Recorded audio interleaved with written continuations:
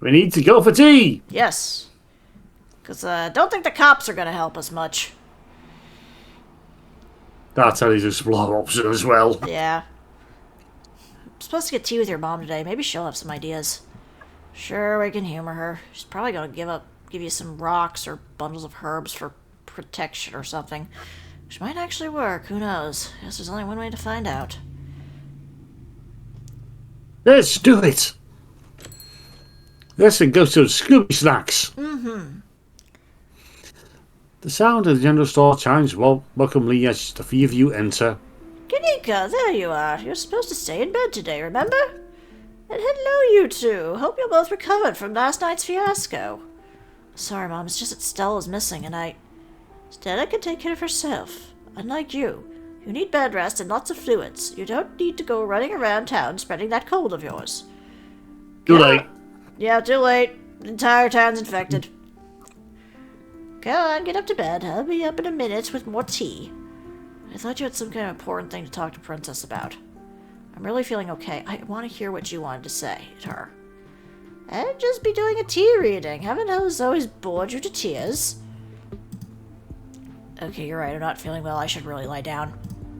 Bye, Princess. Mikio turns and heads towards the stairs without saying another word. I'm so sorry to be a bad host, Avery, but I was hoping Princess and I could do our reading in private. I'm sure Winnie needs help at the diner. You might have totally left her on her own today. Fine by me, I don't want to mess with your tea vibes. And make sure those leads are very particular. But before I go, I just want to ask, are you a witch? As not as I am that you think that I'm magical, I'm just an old lady who likes tea and has a few unusual hobbies. You granny weatherwax.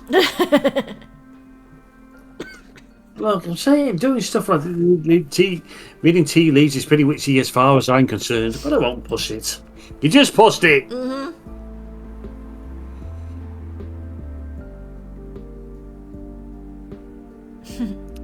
So just so you know, if you are a witch, you can tell us. We're cool with it, man, dude. I'm totally off on your totally not supernatural private tea reading. We'll catch up tomorrow, Princess. They make their way out of the general store, disappearing down the street in the direction of the diner. Took a long turn and got eaten by gruel. Oh no. Shall we? She motions towards the tea room. Alrighty. Please, have a seat. I'll bring you a fresh cup. You take a seat at the small table at the edge of the room. It's dark here, only a sliver of sunlight able to filter through the heavy curtains, supplemented by the glow of lights of the plant in the corner. Someone joins the table and places a cup in front of you. It smells light and citrusy, with the undercurrent of decaying earth, so not citrusy and minty. Mm-hmm. It's the same tea you sampled with AV at the diner on Tuesday. Oh no! I'll be able to do a reading once you're done. Until then, how about we just chat? So how did you wind up in Scarlet Hollow? My family's been in these hills for a long time. That's how I know so much of the local flora. Everything I've learned was handed down from generations of hill folk. There hasn't always been a reliable doctor up here, especially not one most folks could afford. They have to figure out their own medicine. The other day you promised to tell me, unsavory tales of my mom's youth? I most certainly did. I might have been exaggerating a bit for dramatic effect. I'm prone to do that. In a town this size, you get to know everybody, no matter what the age difference might be. Vivian was a little younger than me, which meant I always had a certain older sister instinct about her. Her family wasn't good to her. Pearl Ann was a lot like your great-grandmother, Edwardine, which is to say she was not a very kind woman. Similar to Tawatha, but with more social grace and considerably more hatred for her fellow man. But your mother wasn't a shrinking violet either. She was just as stubborn as any other Scarlet, so her family choosing her as their punching bag made her quite the rebel. Why were Pearl Ann and my mom raised by Overdeen? What happened to their mother? Their entry into this world was violent, I'm afraid. Their mother was young. Too young to be pregnant, especially with twins. She didn't survive the labor. What do you know about my grandma? I'm afraid there isn't much I can tell you. I think there were two in that generation. The youngest died when the girls were still children. Edward E. never spoke about them, nor did your mother. I feel like I know a lot about the women in my family. What about the men? Do they even exist? I suppose they just haven't been very noteworthy since Edwardine took over the mines. Her husband died a long time ago, and to be quite honest, I can't even recall his name. Might have been Stewart or something just as forgettable. For what Vivian said, her father was some teenage fling that ended once your grandmother found out she was pregnant. I'm certain it was similar for Vivian, though she was much older, and I believe she was the one who ended it, what with skipping town and all. What happened when my mom found out she was pregnant? She came to me for advice. She was distraught. It was like she'd been handed a death sentence. Maybe it was fear from what had happened to her own mother. Maybe it was something else. But she seemed convinced she was in danger. Tabitha had already been born by then, of course, but she was born in wedlock, so I assumed your mother's worries had something to do with religion. Though the Scarlets weren't particularly religious, as far as I knew. By the way, Vivian was that night she came to me. But the way Vivian was that night that she came to me, it struck in my mind. It's always had me wondering what it was about your family that made her panic so much at the thought of having a baby.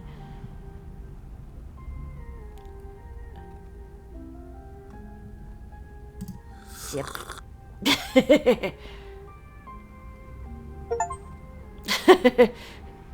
Drink the tea. It's good for you. You suddenly pass out. Oh no, you've been drugged. Oh no.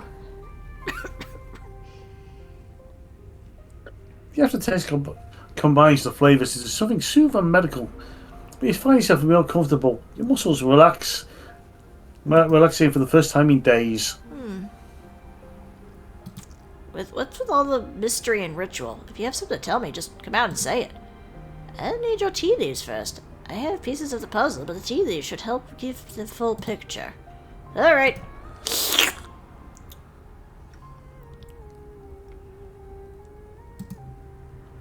You drink and drink and drink. The tea is gone before you know it. The small cup empty save for what's left of your dehydrated leaves coating the bottom. Oh, good. Glad you found that tea palatable enough to drink. It should do you some good. It's one of my more medicinal blends. Now, on to business. So it takes the cup from you so thoughtfully down to the sluds. Oh dear. This doesn't bode well. You don't have the £5 for this reading. You've got just about every warning that can fit in the bottom of a cup. Cross, kettle, hourglass. All these mean death, misery, difficulty. And the hourglass ties it all together with definite urgency. It's fair to assume that this all has to do with whatever brought the ditchlings. Something is coming, and whether any of us can stop it, I'm not sure. But we may at the very least be able to figure out what it is. And there's a central figure here. A cat. An enemy lurking in plain sight. Frou-frou?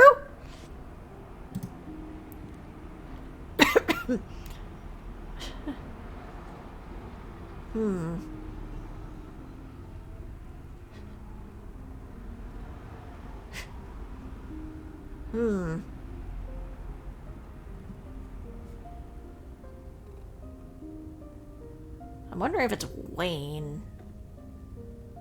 It feels like Wayne, but at the same time, Wayne seems more like a side thing than to everything that's really going on. Yeah.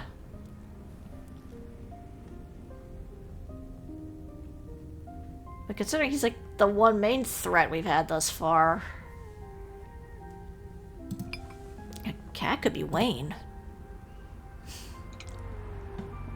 He follows me wherever I go. It's almost like he's literally lurking in plain sight. That may be the case, but tea leaves tend to lean more into the symbolic nature side of things. I personally have a hard time believing that Wayne is the cat. You shouldn't trust a word out of that man's mouth, but the cat implies a certain level of two-facedness that I don't think he possesses. You don't have to figure it out and answer right away. It often takes time for the mind to connect the dots. Just be on guard, and keep vigilant that someone close to you isn't to be trusted. We know from the ditchings that something terrible is coming your way, and it's likely that's connecting to some hidden enemy. Perhaps we could try to counteract whatever might be planned for you. Judging by what you told me last night, those stone carvings, seals, whatever you want to call them, I think it's likely they have something to do with this. Until the cat reveals itself, it seems like your best course of action is to seek these carvings out, piece together what you can from your visions, and arm yourself with information. Have you sensed any other around town? Do you think you might be able to find another? I was drift to that door yesterday. The one that seemed to draw you in, urge you deeper into the clinic. If you just remember it's enough to tug at you, compel you to return and open it to see what's on the other side. You might just find Stella later. Maybe you can even find her there. What is important now is finally seeing what's hidden at the clinic. I think I felt another in the clinic. That's good. If you could find a way inside and uncover another stone, that could give you a leg up on your adversary. You just have to be careful to avoid the doctor. It tells me she won't take too kindly to you sniffing around her clinic. I think that's all the help I can offer. I hope this conversation has been illuminating, even if it just brought up more questions than giving any clear answers. Hey, you helped last night. Why don't you come with me? I may have been able to see through that spirit's illusions, but I'm not some kind of all-powerful entity. I'm an old woman. I have trouble with my knees, and my eyesight isn't what it used to be. In most situations, I'd be more of a liability than a helpful companion. Imagine if I'd been in those mines with you. Some years I'd be struggling to climb over rocks and ladders, throwing my back out from all the crouching. Thanks, I'll let you know if I find anything. Glad to hear it. I hope all goes well, and I wish you luck. Hopefully you won't need it. Thank you again for humoring an old lady and stopping by for a chat. If a gunch of feathered Sybil's gets up from the table, you escort it back to the door. And remember, be careful who you put your trust in. According to your tea, the cat is getting ready to pounce, and merely being ready for it might not be enough. Sybil closes the door to the tea room. The bells of the doors strangely flat in the still air of the nearly empty general store.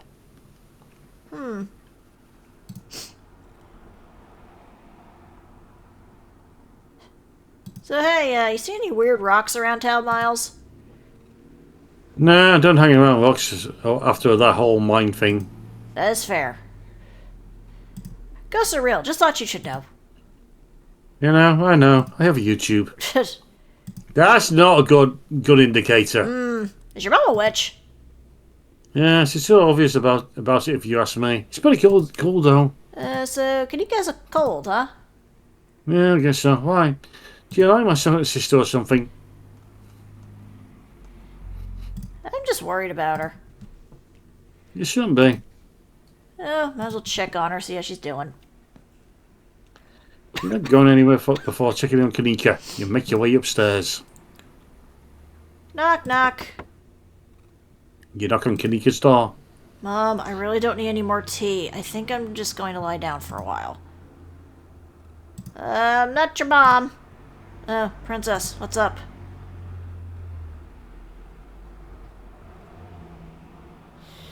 I'm going to the clinic. I was hoping you would join me. Sorry, Princess, my mom was right. I'm exhausted. I probably shouldn't push it or I'll wind up worse off tomorrow. Yeah, it looks like you're on your own. Welp! One is the loneliest number. You make your way out to the general store and out to the clinic. Up the familiar hill, past the rows of jagged houses, making up Scarlet Hollow's resident area. Can I sing? Nobody ain't going to stop me. I see a raccoon! And a ditchling! Raccoon says he's got a fossil it. Even at the bottom of the hill, you feel the presence. It's like a magnet that's been fixed on your fixed your case, gently tugging you towards to whatever emits this compulsive frequency.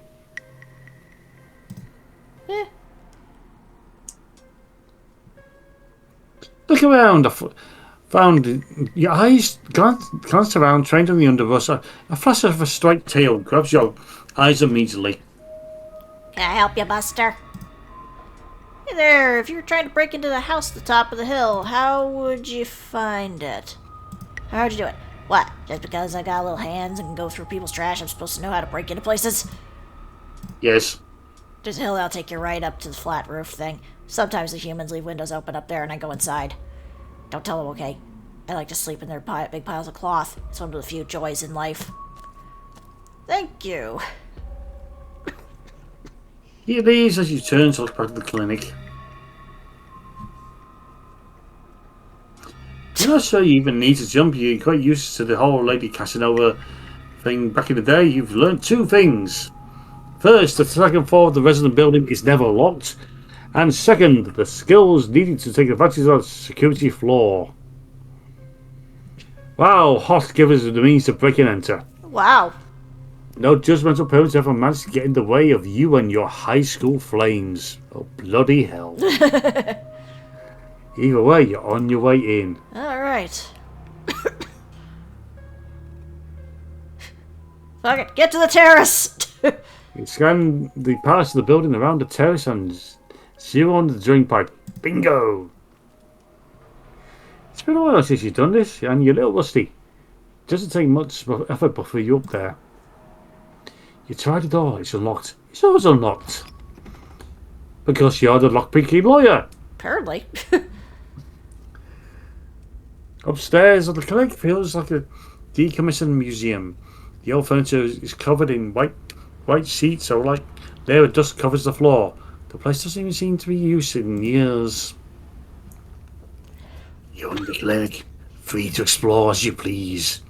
Or rather, you're free to explore as you please. Do you feel that odd sensation again? The nagging pull of whatever it was that wanted you to find it.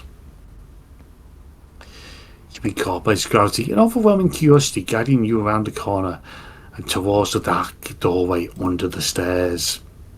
It's been left ajar as if inviting you to enter.